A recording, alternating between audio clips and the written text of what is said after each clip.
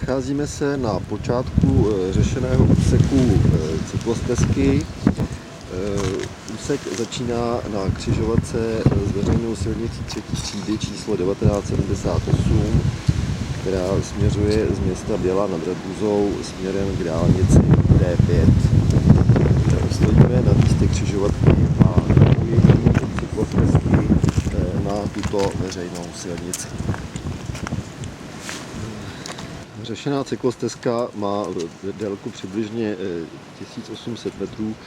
V první části se v současné době jedná o veřejně přístupnou účelovou komunikaci, která slouží i k dopravní obsluze některých nemovitostí. V návrhovém stavu je tato část zatříděna jako místní komunikace a nebude předmětem dotace. Tato první část má délku přibližně 250 metrů. Zde je poslední vjezd k soukromým nemovitostem a také budoucí místní komunikace. V těchto místech začíná vlastní stezka pro chodce a cyklisty, která je předmětem žádosti o dotaci.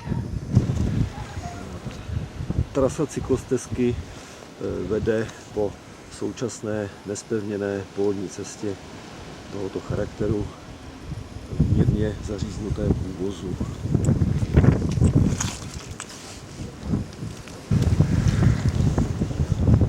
V těchto místech trasa současné polní lesní cesty zabočuje do stromořadí, které poměrně jasně vymezuje budoucí koridor cyklostezky. V těchto místech bude šířkový profil nejužší, protože respektujeme samozřejmě současnou vzrostlou zeleň. Úvoz milovaný vzrostlou zelení má tento charakter.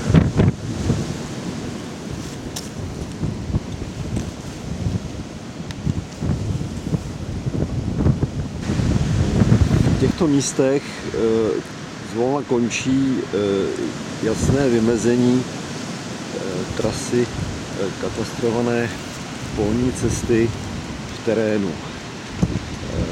Její hranice přestávají být zřetelné.